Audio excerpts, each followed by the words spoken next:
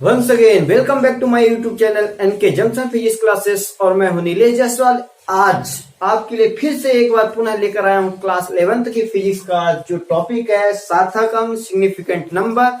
ये जो टॉपिक है मात्रक मापन एवं बीमा इस चैप्टर से लिया गया है। तो इसके तुरंत पहले वाले वीडियो में मैं आपको जो है तो त्रुटियों से संबंधित कुछ आंकिक प्रश्न हल करवाए थे त्रुटियों के संयोजन में, और उसके कई प्रकार थे, 4 से 5 प्रकार थे। उन सभी से जो है तो एक एक प्रश्न उस टाइप के हल करवाए थे। तो उसके बाद का जो अगला टॉपिक है सिग्निफिकेंट फिगर, सार्थक अंक। तो सार्थक अंक किसे कहते हैं, ये क्या होता है, इसका उपयोग क्या है हमारे भौतिकी में और गणितीय क्रियाओं में। उससे पहले आज एक महत्वपूर्ण दिवस है जो कि कई वर्षों से इसके प्रति जो है तो अपने देश में लड़ाइयां चल रही थी कि राम मंदिर कब बनेगा, कैसे बनेगा। इसका आज बड़े मंगलमय दिन है। मंदिर के लिए जो है भूमि का अनावरण हो रहा है।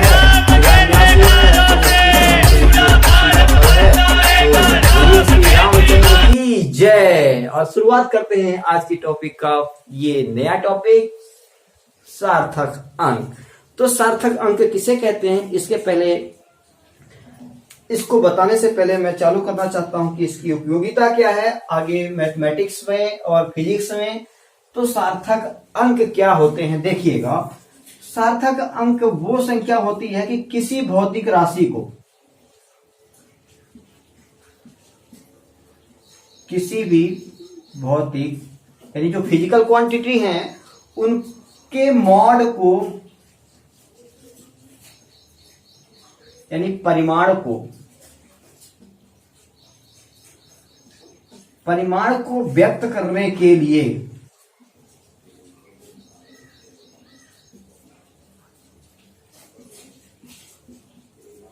उपयोग में लाई गई संख्या को हम क्या कह सकते हैं, सार्थक।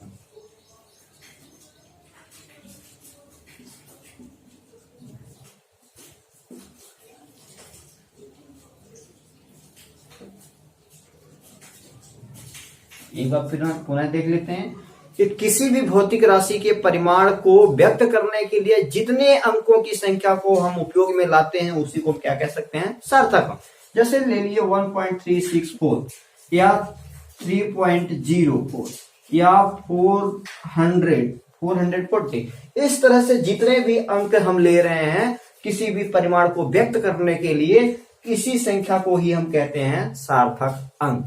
तो इसकी परिभाषा क्या बन जाएगी कि किसी भौतिक राशि के परिमाण को व्यक्त करने में उपयोग लाई गई अंकों की संख्या को हम क्या कहेंगे, सार्थक अंक।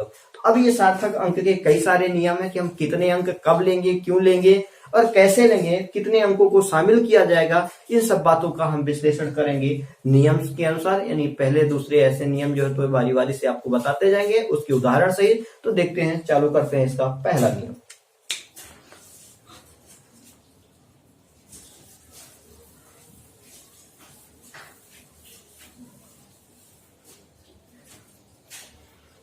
पहला नियम यह है कि किसी संख्या का, अगर कोई संख्या लिखी है उसके दशमलव का स्थान अगर बदल दिया जाता है तो उसके सार्थक अंक में कोई प्रभाव नहीं पड़ता है।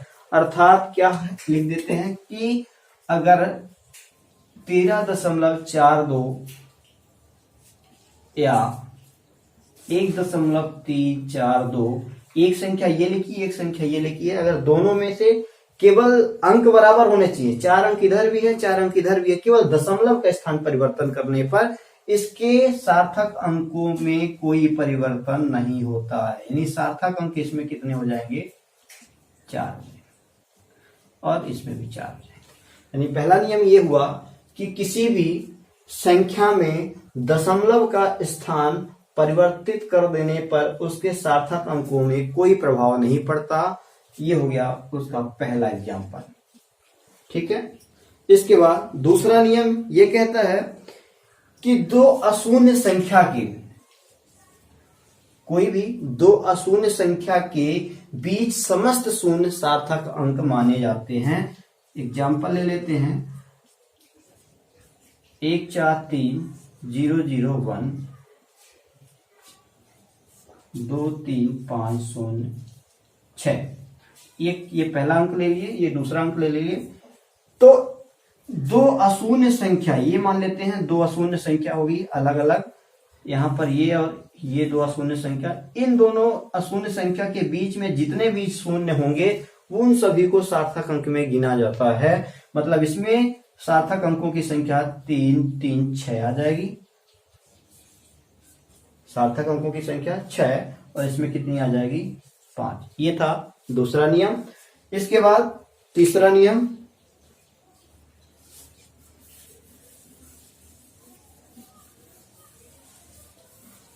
तीसरा नियम ये है कि दशमलव युक्त संख्या,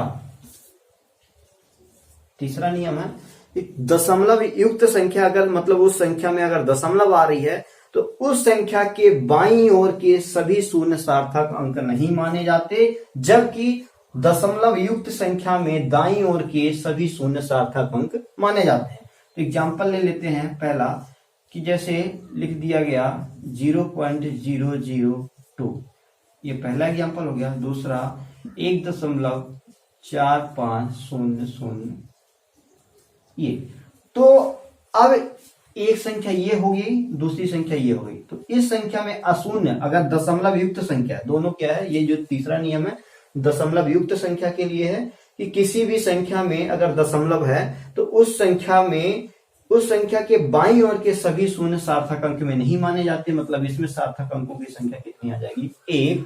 और दशमलव युक्त संख्या में दशमलव के बाद के जो शून्य होते हैं वो सभी सार्थक अंक में माने जाते हैं। मतलब इसमें सार्थक अंकों की संख्या कितनी आ जाएगी 5। ये पहला एग्जांपल हो गया। इसमें सार्थक अंक केवल क्या होंगे 1 होंगे, क्योंकि इसमें 2 के बाद इधर बाएं साइड 0 होंगे। तो आप कितने भी 0 लगे हों लेकिन इसमें सार्थक अंक नहीं माने जाएंगे जब दशमलव लगा होगा तब। ठीक है, अगर इसमें दशमलव हटा देते, अगर इसके बीच की कोई संख्या ले लेते तो ये सभी शून्य जो तो सार्थक अंक में माने जाते। इसके पहले वाले उदाहरण में आपको मैं बताया था। इसके बाद चौथा नियम ले लेते हैं।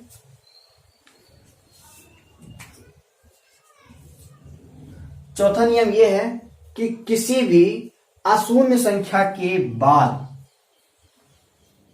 किसी भी अशून्य संख्या के बाद सभी शून्य सार्थक अंक में ही माने जाते। मतलब दशमलव रहित। पहली बात क्या है, दशमलव रहित, मतलब उसमें दशमलव अगर नहीं है और उस टाइप की अगर संख्या आती है तो उसके जो शून्य है वो सार्थक अंक में नहीं माने जाते। मतलब इसमें सार्थक अंकों की संख्या कितनी आ जाएगी 4। ठीक है, अगर दशमलव रहित संख्या है तो दशमलव रहित संख्या के दाईं ओर आने वाले जो शून्य है वो सार्थक अंक में शामिल नहीं किए जाते। मतलब इसमें सार्थक अंकों की संख्या केवल कितनी हो जाएगी 4। इसके बाद पांचवा नियम देख लेते हैं।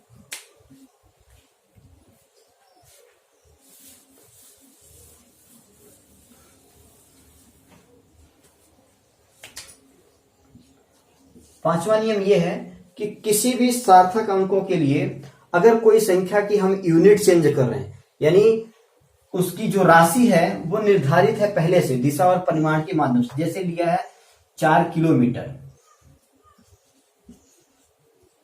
4 किलोमीटर।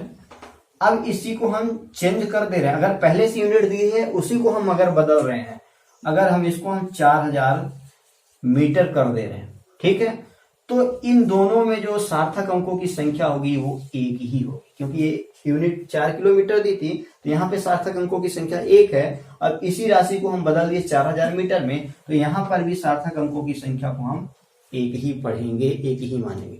ठीक है, या फिर दूसरा नियम देखते हैं।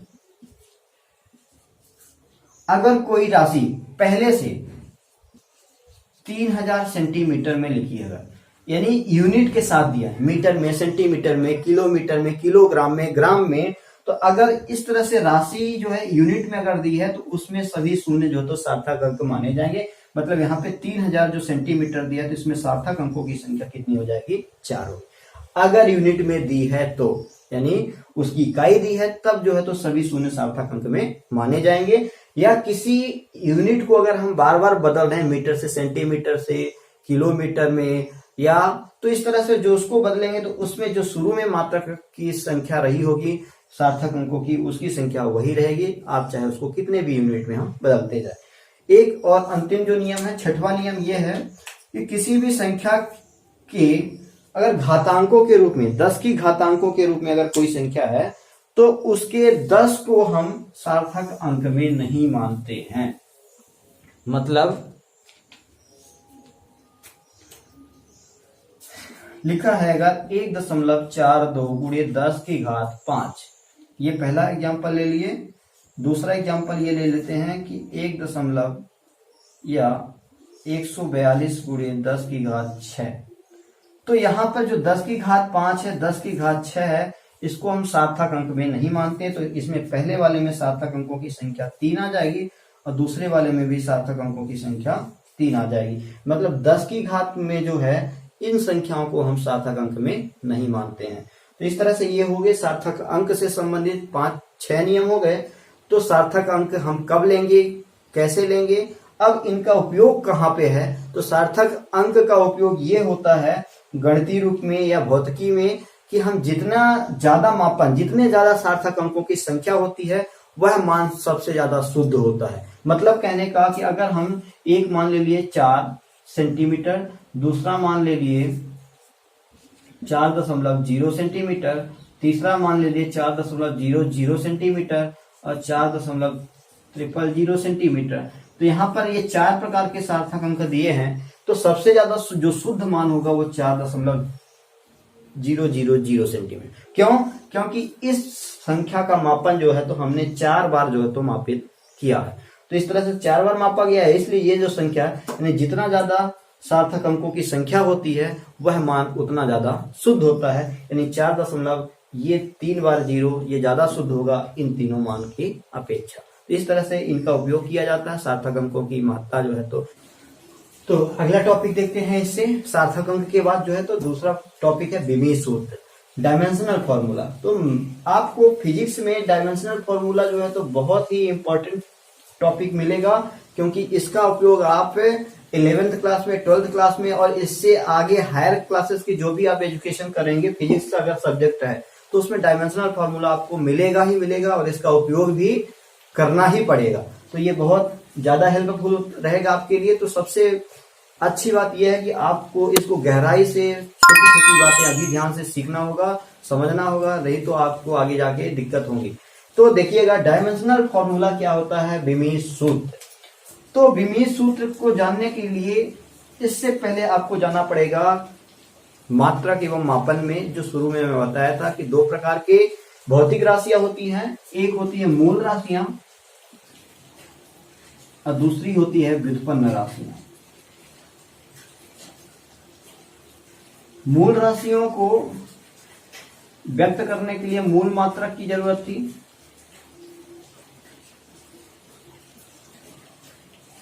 और व्युत्पन्न राशि को व्यक्त करने के लिए व्युत्पन्न मात्रक की।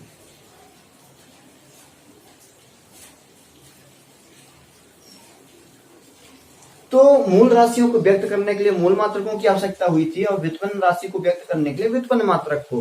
तो अब यहां से व्युत्पन्न राशि से और मूल राशि से इन दोनों का जो आपस में कॉम्बिनेशन होगा उसके द्वारा जो है तो विमीय सूत्र बनेगा। तो विमीय सूत्र क्या कह सकते हैं कि किसी भौतिक राशि को या किसी मूल राशि को व्युत्पन्न राशि के जिन घातों द्वारा व्यक्त किया जाता है उन घातों को ही क्या कहते हैं, विमा कहते हैं, यानी विमीय।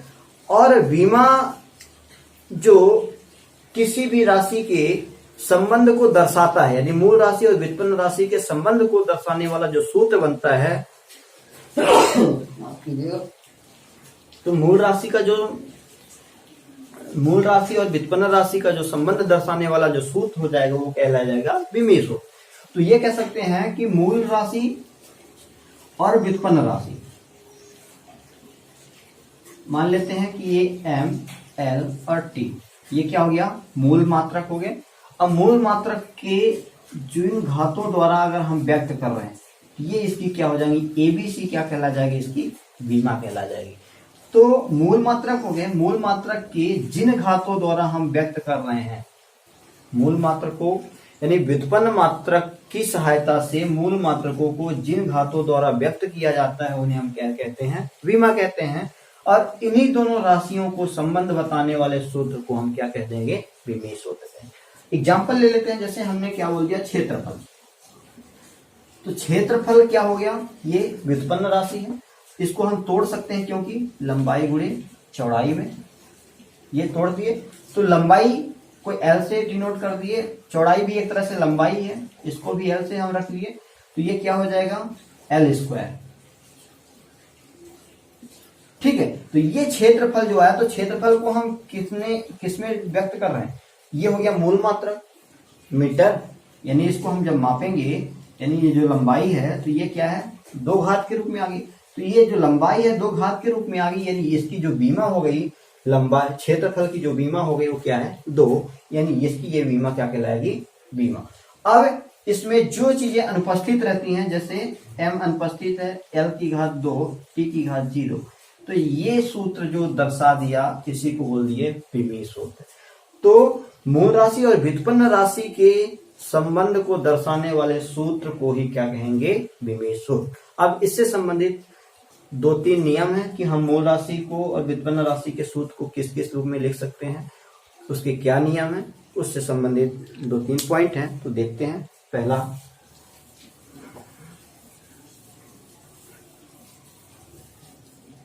ये कह सकते हैं इसके विमीय सूत्र लिखने के आवश्यक नियम। तो जो नियम है वो पहला नियम क्या ले लेते हैं,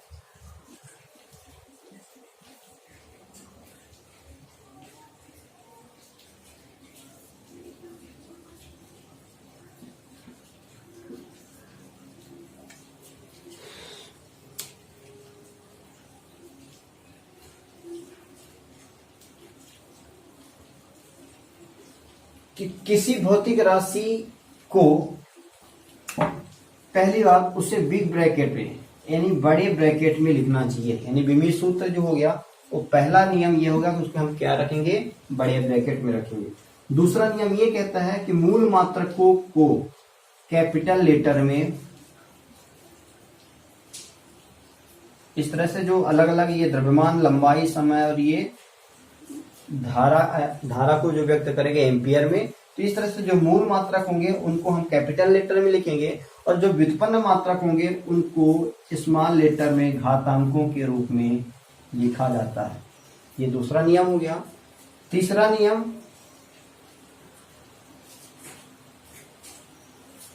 जिन राशियों का उपस्थित नहीं हुआ है, मतलब जो राशि वहां पर उपस्थित नहीं है, उनकी घात को हम शून्य लिखते हैं, और जो उपस्थित है तो उनकी घात को हम घात की जगह पर लिखते हैं। जैसे अभी लिए थे क्षेत्रफल, तो क्षेत्रफल में क्या आया था, लंबाई का स्क्वायर। तो यहाँ पे m और समय, यानी द्रव्यमान और समय अनुपस्थित था, तो उसको हम क्या लिख सकते हैं, m की घात 0, l की घात 2, t की घात 0। ज्यादातर जो विमीय सूत्र है वो आपको द्रव्यमान, लंबाई और समय पर ही, यानी इन्हीं मूल मात्रकों के द्वारा जो है तो दर्शाया जाता है। ठीक है, कुछ ऐसे मूल मात्रक मिलेंगे जिसमें आपको ज्योति तीव्रता हो गया, केल्विन हो गया, या मोल हो गया, पदार्थ की मात्रा, इन मात्रकों को रखना पड़ेगा। लेकिन अधिकतम जो है तो आपको 95% जो है तो आपको MLT पर ही सभी विमीय सूत्र को दर्शाना होगा। तो इस तरह से ये तीसरा नियम हो गया। चौथा नियम ये हो गया कि अगर कोई भौतिक राशि या विमीय सूत्र जटिल है, कठिन है, तो उसको हम सरल वाले भौतिक राशि में उसको हम क्या कर लेना चाहिए, बदल लेना चाहिए या तोड़ लेना चाहिए। जैसे घनत्व, घनत्व बराबर क्या होता है, द्रव्यमान। जैसे घनत्व क्या है, जटिल राशि है, तो जटिल राशि को हम क्या करेंगे, हमको इसको पता नहीं है तो हम इसको तोड़ लेंगे पहले किसमें, द्रव्यमान बटे आयतन में। तो इसका सूत्र बन गया क्या, द्रव्यमान। तो द्रव्यमान में क्या आ जाएगा m, आयतन में क्या आ जाएगा l का पावर 3। तो ये जटिल राशि होगी। जटिल राशियों को हमको किसमें तोड़ लिए, सरल वाली राशियों में, फिर उसका जो है तो हम विमीय सूत्र निकाल सकते हैं। तो यहाँ पे द्रव्यमान दिया है तो घनत्व का जो विमीय सूत्र बन जाएगा वो m हो जाएगा। अब l की घात 3 है, ये बटे में दिया है तो जब ये घात ऊपर जाएगी तो किस में आ जाएगी, माइनस में आ जाएगी। अब यहाँ पे समय नहीं दिया है इसलिए समय की घात कितनी हो जाएगी, 0 हो जाएगी। यानी घनत्व का जो विमीय सूत्र हो जाएगा ml का पावर -3 t का पावर 0। तो इस तरह से ये घनत्व का विमीय सूत्र हो गया। यानी एक चौथा नियम ये हो गया कि जो जटिल राशि होती है तो उसको सरल राशि में तोड़कर जो है तो उसका विमीय सूत्र हम बना सकते हैं। तो इस तरह से कई सारी विमीय सूत्र हैं जो आपको अब सिखा रहे हैं आपको।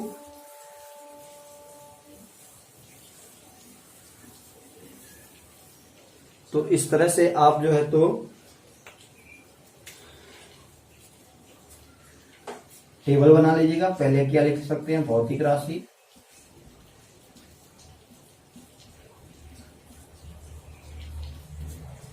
फिर विमीय सूत्र,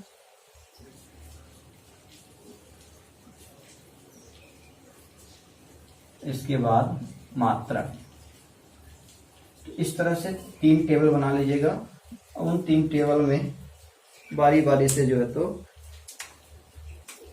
है ना एसआई मात्रक है।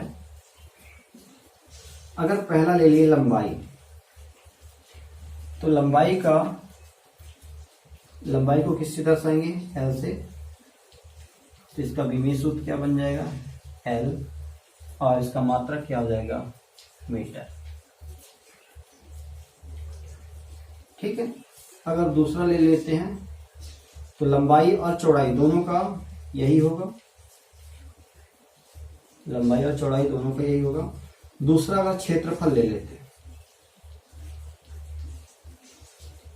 तो क्षेत्रफल का विमीय सूत्र क्या होता है, लंबाई गुणे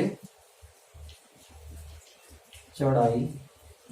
तो एल आ गया इंटू एल, तो एल और एल मिलके क्या हो गए, 2L हो जाएंगे। तो यहाँ पे इसका विमीय सूत्र क्या बन जाएगा, m अनुपस्थित है इसलिए इसकी घात 0, l की घात 2, t की घात 0। यहाँ पर केवल लंबाई बस है इसलिए लंबाई का जो है तो मान आ गया 2, और m और t दोनों अनुपस्थित है और इसका जो विमीय सूत्र बन जाएगा वो मीटर स्क्वायर हो जाएगा। इस तरह से तीसरा अगर ले लेते हैं आयतन, तो आयतन में क्या आता है, लंबाई, चौड़ाई और ऊंचाई। लंबाई गुणे चौड़ाई गुणे ऊंचाई, इसमें L into L into L, कितने L हो जाएंगे, 3 हो जाएंगे। तो यहाँ पे अनुपस्थित हो जाएगा क्या, m की घात 0, l की घात 3, t की घात 0। इस तरह से ये आयतन का विमीय सूत्र हो जाएगा और इसका जो मात्रक हो जाएगा वो क्या हो जाएगा, मीटर क्यूब। ये शुरुआत के ये 1 2 3 यानी 3 विमीय सूत्र हो गए। इस तरह से बनाना है आपको और उसको दर्शाना है बड़े ब्रैकेट में। जो अनुपस्थित होगा उसकी घात 0 रखना है, जो उपस्थित है तो उसकी घात लगाना है। अगर बटे के रूप में होगा जैसे मैं द्रव्यमान का बताया था, तो इस तरह से आपको विमीय सूत्र बनाना सीखना है।